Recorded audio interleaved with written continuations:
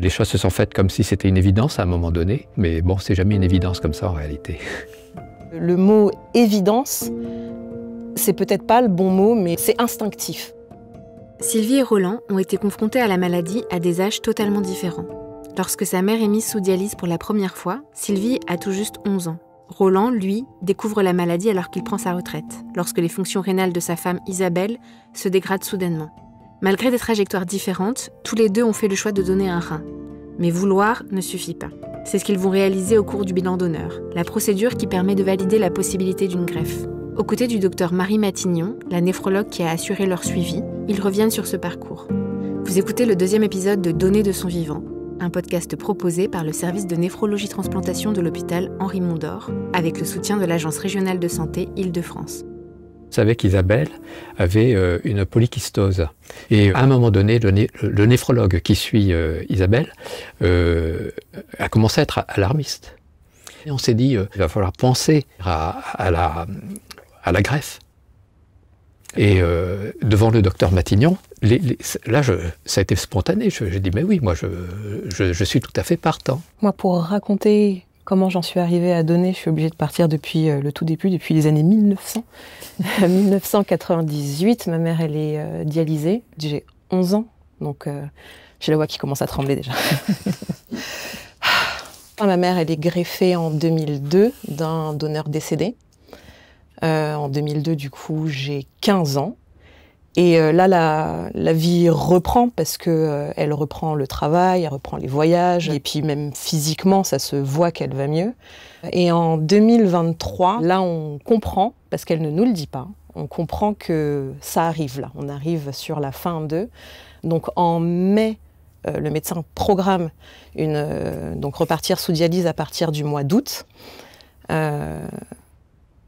Et là, l'information, pour moi, elle n'est pas acceptable. C'est pas possible qu'on reparte à ce qui avait eu lieu il y a 20 ans. Et je sais que ce ne sera pas pareil parce que je sais que j'ai pas 11 ans. Mais l'émotion, j'ai l'impression qu'elle est toujours la même. C'est très particulier. Et elle a rendez-vous fin juillet avec le docteur Matignon. Normalement, c'est mon père qui l'accompagne à ses rendez-vous. Et j'ai dit, non, je vais venir. Voilà. T'embête pas, je vais juste l'accompagner. Et quand on arrive à ce rendez-vous, d'abord elle fait un rendez-vous avec l'infirmière coordinatrice, Émilie. Et puis à la fin de toutes les questions, quand elle donne les documents, je demande et si moi je veux donner un rein? Et là Émilie me dit, vous voulez donner? Je dis, je veux voir ce que ça implique, est-ce que je peux, parce que c'est instinctif. De décider de donner mon rein, c'était comme me protéger de tout l'environnement de dialyse. Le premier test, d'abord, c'est l'interrogatoire quand même, où on va vérifier cliniquement si tout va bien. Ensuite, on va faire une prise de sang, où on va vérifier que sur le plan du groupe sanguin, c'est possible. On n'est pas obligatoirement du même groupe sanguin que son receveur, mais il faut quand même vérifier que le receveur n'ait pas trop d'anticorps dirigés contre le groupe sanguin du donneur. Et ensuite, on vérifie ce qu'on appelle la compatibilité HLA. Et puis on vérifie le bilan biologique standard, qu'il n'y ait pas de diabète, qu'il n'y ait pas d'insuffisance rénale par exemple, qu'il n'y ait pas d'anomalie rénale, tout ça. Et une fois qu'on a vérifié cela, on continue vers le bilan morphologique. C'est un bilan cardiovasculaire exhaustif, c'est un dépistage des cancers aussi exhaustif, c'est un bilan scanographique aussi pour vérifier la morphologie des reins. Et après, donc, une fois qu'on a tout ce bilan-là, on passe ce qu'on appelle en staff d'urologie. Donc avec des chirurgiens qui regardent les reins et qui vérifient que les reins sont prélevables. Une fois que tout est passé, effectivement, on passe d'abord le comité d'éthique de l'Agence de la biomédecine pour vérifier que le donneur n'est pas sous pression, ou qu'il donne de son plein gré, que tout est correct. Et ensuite, on passe au tribunal de grande instance pour entériner le don, puisque c'est très encadré par la loi en France. On note le nom dans les registres législatifs. Voilà. En ce qui me concerne, j'avais 20 sur 20, en tout. Il n'y avait pas eu de problème en ce qui concerne les groupes sanguins, on était totalement compatibles, donc normalement tout se passait bien. Et non, tout s'est pas passé comme c'était prévu. Il y avait chez moi un problème en ce qui concernait mes deux reins. C'est-à-dire qu'au niveau des deux reins, il y avait un problème d'artère pour chacun des reins. Et c'était pas possible de m'opérer, d'intervenir sur ces reins. C'était pas possible. Ça a été un coup, quoi. C'est toujours un moment qui est difficile pour nous parce que on sait bien que le donneur il est rentré dans cette procédure et que on fait un peu voler en éclats tout un lien intime qui s'est tissé autour de ce don. Et puis c'est aussi la fin de tout ce qu'on a pu imaginer sur la continuité de la vie avec l'autre sans dialyse et sans maladie. C'est difficile, mais c'est toujours ce qu'on dit nous, c'est que c'est pas la fin de la greffe, c'est pas la fin de l'espoir, c'est pas la fin de la vie, c'est juste la fin de cette procédure de don et qu'on va trouver des solutions. Donc au moment où j'ai l'information et je commence tous les tests là, tout de suite c'est là on ne pourra pas donner, vous ne pourrez rien donner si vous ne perdez pas 20 kilos. Bon, je le sais, je ne suis pas vexée, mais je me dis, bon, voilà. Et donc, dès le rendez-vous, je sais, voilà, donc il faut que je fasse du sport, il va falloir que je mange ça, je vais aller voir la diététicienne, j'ai déjà tout mon programme qui est fait. Et puis, l'objectif, c'est que moi aussi, je ne me mette pas en situation compliquée physiquement. Je suis censée donner un bon rein, donc je ne vais pas m'arrêter de m'alimenter non plus pour perdre en 3 mois et puis que ça se passe bien après. Donc, en juillet 2024, quand le docteur Matignon m'appelle, donc on fait des rendez-vous tous les 2-3 mois à peu près, c'est des rendez-vous téléphoniques parce que moi j'habite sur Orléans. J'ai fait tous les examens et tout est bon. Voilà, j'ai eu 20 sur 20 sur tout, et même sur le poids parce que là je sens que je suis sur une belle perte. Et donc elle me dit c'est génial, je commence à danser. Et quand on fait un autre rendez-vous en physique, j'ai plus le...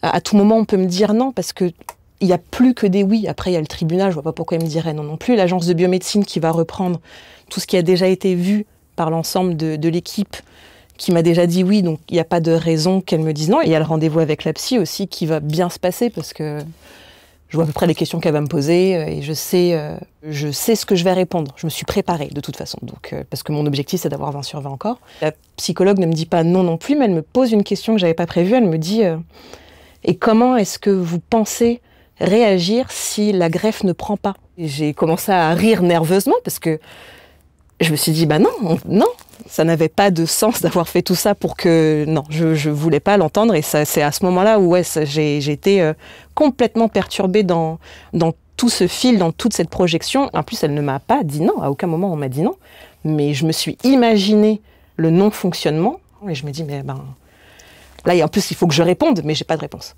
J'ai pas de réponse, c'est juste inconcevable. Vous savez, tout le monde veut toujours prévoir aujourd'hui, c'est... La grande angoisse du moment, c'est la prévision. On fait des algorithmes, on fait plein de choses, mais dans la vie d'un donneur, il peut aussi se passer plein de choses. Il peut perdre son travail, il peut avoir un accident avec un enfant, il peut avoir un enfant, il peut rencontrer quelqu'un, il peut changer de vie. Enfin, je veux dire, on ne sait jamais ce qui se passe. Donc, il y a des donneurs qui peuvent arrêter la procédure de don. C'est environ, moi je dirais, 5% des donneurs qui décident d'arrêter. Et on a très peu d'explications en général sur ces arrêts de dons. Et puis parfois ça s'arrête aussi parce que le receveur refuse. Parfois on est allé au bout. Là, on a dit que tout était ok, tout était d'accord, enfin tout allait bien. Et là le receveur dit en fait pour moi c'est pas acceptable. Et voilà. Le moment où je suis descendue en salle d'opération aussi, là, j'ai commencé à avoir un peu d'inquiétude. Et la grosse inquiétude, c'est en salle de réveil. Je me suis visualisée me réveiller à côté de ma mère. Et quand je me réveille, en plus un peu groggy avec l'anesthésie, etc., je vois qu'elle n'est pas là. Et ils ont essayé de me faire sortir de la salle de réveil, de me faire monter avant que je la voie. Et j'ai refusé. J'ai dit non, je peux pas. Là, il faut que je la voie. Donc ils ont mis le brancard à côté de moi. Elle est là. Tout s'est bien passé, j'ai dit ok, je peux monter. On a passé cette étape où le greffon ne prend pas. C'était bon pour moi, j'avais fait ce que j'avais à faire. Au début, on a qualifié le rein de compétition, donc c'est pas pour rien que j'ai fait tout ça de sport aussi, c'est un bon rein qu'elle a. J'espère que ça va durer. La première greffe a duré une 20aine d'années, donc là l'objectif c'est que ça dure la même chose. S'agissant d'Isabelle, elle avait pris contact avec ses frères et sœurs. L'une a répondu. Et c'est celle qui est justement, à l'heure actuelle, suivie et qui poursuit le protocole. Et il y a cette vraie ouverture. C'était le 2e épisode du podcast « Donner de son vivant, la transplantation rénale à l'hôpital Henri Mondor ». Vous pouvez dès à présent écouter le 3e épisode qui traite de la chirurgie dans le cadre d'une procédure de don.